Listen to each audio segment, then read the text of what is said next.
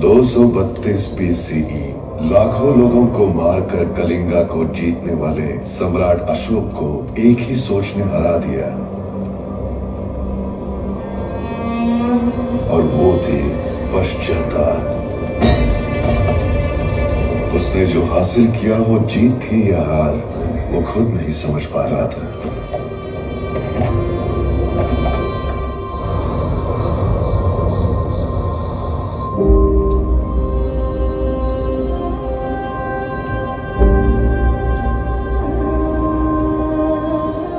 उस पश्चाताप ने एक नए निर्णय को जन्म दिया।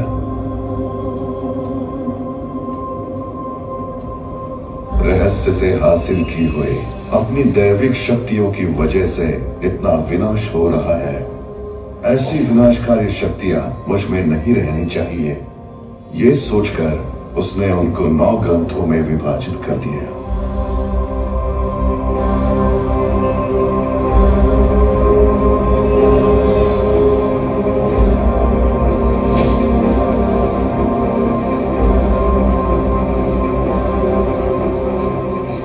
उन ग्रंथों को समर्थ योद्धाओं के हाथों में सौंपने का निर्णय लिया। अष्ट सिद्धि वाले ग्रंथों को 8 योद्धाओं के हाथों में सौंपकर अमृत वाले 9वें ग्रंथ को भविष्य देखने की क्षमता रखने वाले महर्षियों को सौंप दिया। इनके द्वारा मानव जाति का संरक्षण गुप्त रूप से करने का आदेश दिया।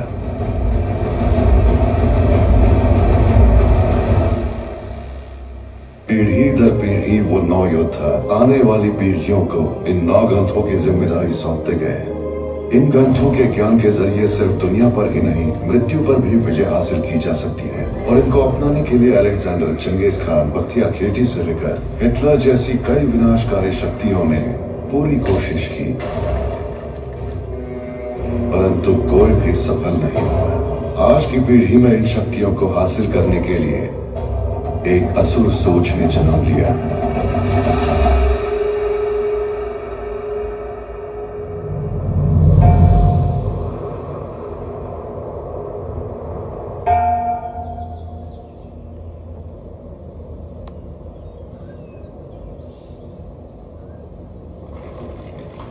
आचार्य, अंबिका जी पिछले 48 घंटों से ध्यान में है।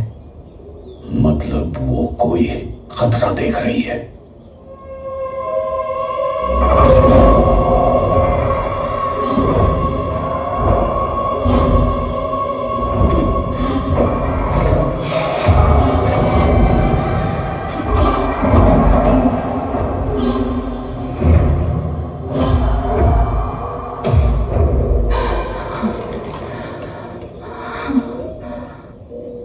बंशी, 9 योद्धाओं के एकत्र होने का समय आ गया है।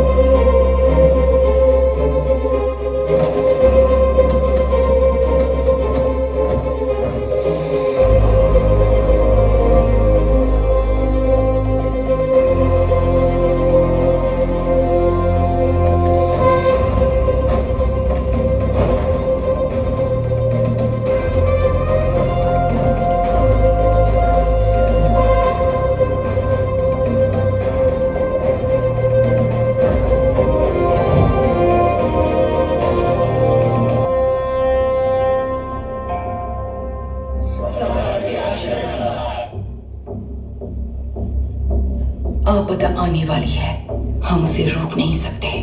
वो तुम्हारे तंत्रवन से शुरू होकर सभी 9 ग्रंथ स्थानों तक फैल जाएगी। ऐसे भयभीत होने की बजाय उनका सामना करना ही बुद्धिमानी है। रोक सकती तो आप लोगों को बुलाकर भविष्य के बारे में नहीं बताती। ये मैं आप लोगों को चेतावनी नहीं दे रही, यही होने वाला है। जो ग्रंथ मेरे सुरक्षा में है उसे मेरे तंत्र ही नहीं, मेरे बनाए सैनिक भी सुरक्षा दे रहे हैं। अंबिका, जो पहले योद्धा का कहना है वही हमारा भी कहना है। मैंने यजन दे, हमारे पास भी सेना छू पुलिस तो ये यहाँ बिना सैन्य का ग्रंथ सिर्फ आपका 9वां ग्रंथ ही है। बताना मेरा धर्म है और आगे आपका विवेक। स्वस्ति।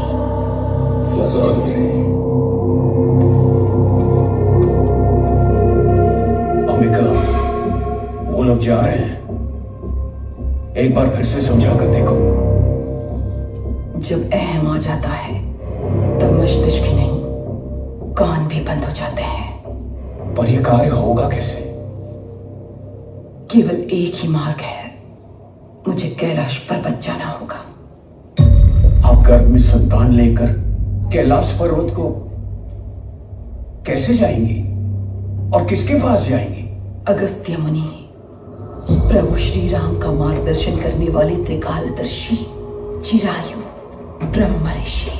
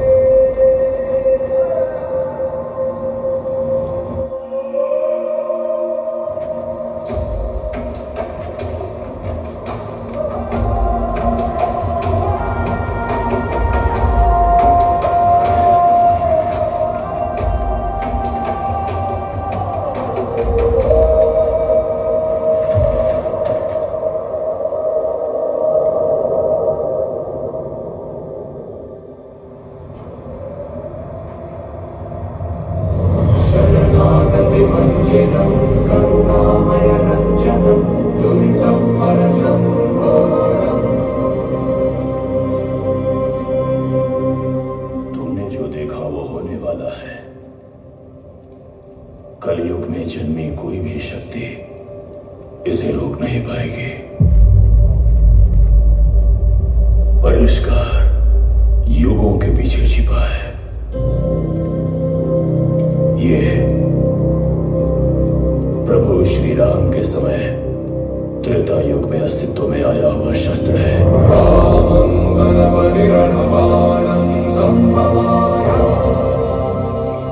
वही है, मेरा है।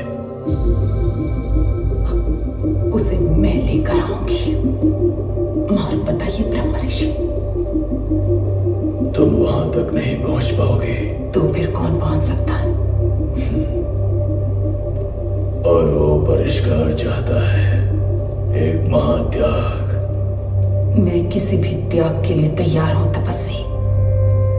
जिस त्याग की बात कर रहा हूं, अगर वो तुम्हारे गर्भ में पल रहा शिशु हो तो भी तुम तैयार होगी, क्योंकि पैदा होने वाले को मां नहीं परिस्थितियां ही पालेंगी। उस शस्त्र तक पहुंचने वाले की कदम कदम पर प्रकृति परीक्षा लेगी, दंडित करेगी, शिक्षित भी करेगी। उसे जीवन में हर ठोकर सहन कर खड़ा होना पड़ेगा, और यही ठोकरें उसे युद्ध का अकेले सामना करने वाला महायोद्धा बनाएंगे। लेकिन यही क्यों? नरक यात्रा की स्थिति में तुम यहाँ तक पहुंची हो वो मनुष्य के लिए असंभव है। तुम्हारी जैसी महासंकल्प योद्धा का अंश ही इस प्रलय को रोक सकता है। भाग्य भी इसी तरह के अंश को आशीर्वाद देता है। इन आंसुओं को दर्द समझो, यह सहमति।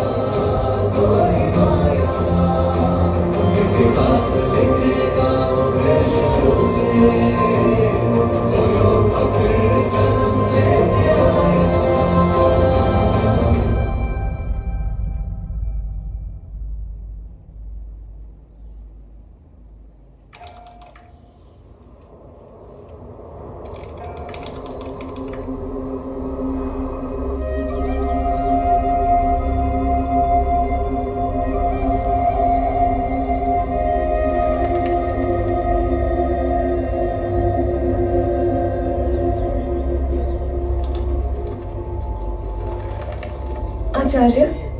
हमारे आश्रम की मार्गदर्शिका अंबिका को आज आश्रम छोड़े पूरे 24 साल हो गए। पिछले 24 सालों में जो उसने देखा था वही घटित हो रहा है। एक दुष्ट तांत्रिक शक्ति ने अब तक 6 ग्रंथों को अपने वश में कर लिया है। उसे 9वें ग्रंथ तक पहुंचने से हमें रोकना होगा। वो तांत्रिक शक्ति कौन है आचार्य? मानव जिसका सामना नहीं कर सकता एक असुर शक्ति, महावीर लामा।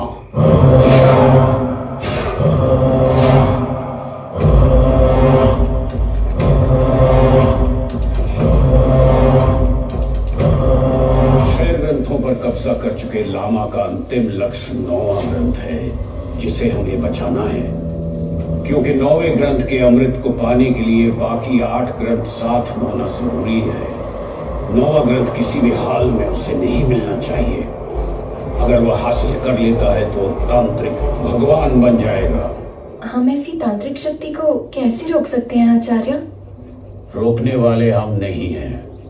अंबिका ने इसका उपाय 24 साल पहले ही बता दिया था।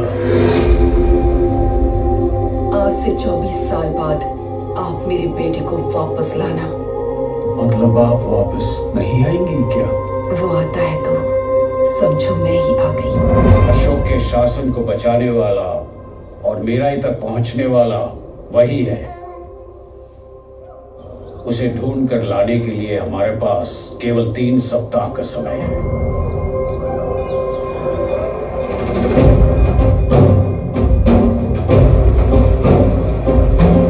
यह रही 24 साल पुरानी अनाथों की लिस्ट। इसमें वेदा का नाम है या नहीं यह बता सकते हैं क्या? मिलेगा, पर बताने के लिए खर्चा पानी देना पड़ेगा।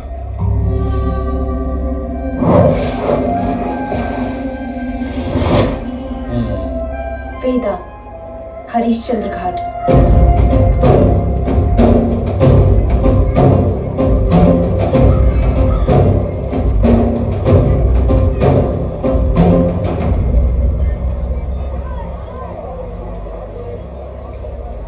मुझे पढ़ने की जरूरत नहीं। जिसे ढूंढ रही हो वो मेरे पास ही पला बड़ा है। उसकी सोच और चलन सही है। उसकी दृष्टि अलग थी। बाबा, वो तारा मुझे पूरब की ओर जाने के लिए कह रहा है। काशी से कलकत्ता। सर।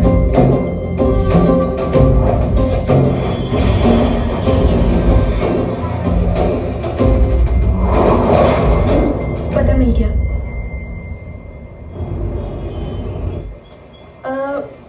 भैया, काशी से आए हुए वेदा के बारे में पूछा तो सबने कहा आप ही जानते हैं। वाराणसी वेदा कलकत्ता में शुरुआत में हम दोनों मिलकर कोयला बेचते थे। जेब में पैसा ना होते हुए भी वो अक्सर खुश रहता था।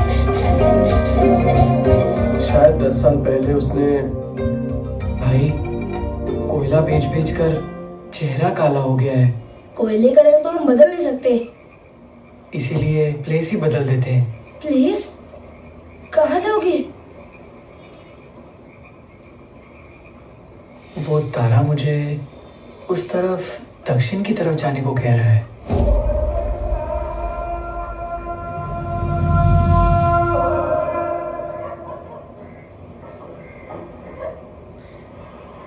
अब दास डैडी आ गए ना तो समझो वेदा का काम तमाम।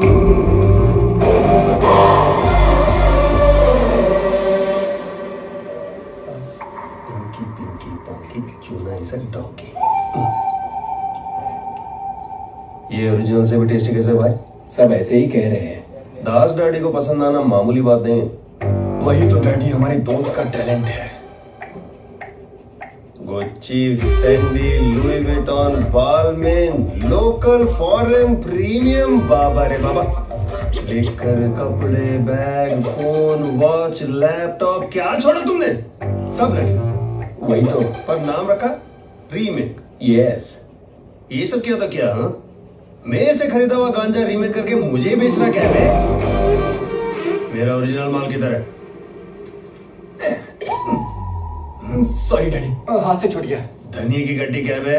उसी से ही डैडी, गांजा रीमेक किया है। अपना धनिया अपने पास है। मेरा गांजा किधर है? तेरी ये पर्दा क्या है? उसकी मेरी शादी हो रही क्या? गधे, निकाल इसे।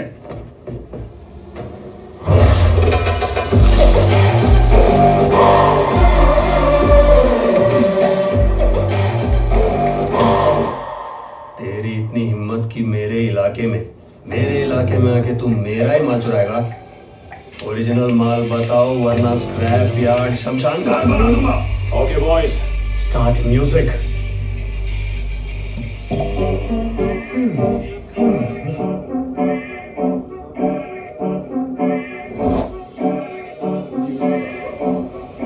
क्या रे, स्क्रैप वाला म्यूजिक शुरू किया? हाँ रे, डिकरी डिकरी होगा अब। डिकरी कान्हा, ये सब क्या है? ये जेंजी लोगों का मामला है भाई। ओए सुनो डैडी, जिधर पेड़ उगता है वहीं उसका इलाका होता है। ये आखा देश मेरा इलाका है। एक बार वेदा की नजर पड़ गई ना तो समझो माल नहीं मिलेगा। और अगर तुम एक नंबर हो तो मैं 420। धंधे का मतलब थोड़ा लेना थोड़ा देना होता है। मुंडे पर फेंके हुए चिल्लर उठाना नहीं होता। नहीं समझे तो डैडी? हाँ, गांधी हॉस्पिटल में सुला देने का। Decree decree.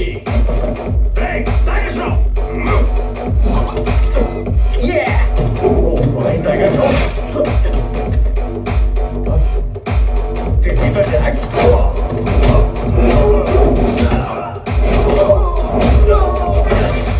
Okay, nice, proceed.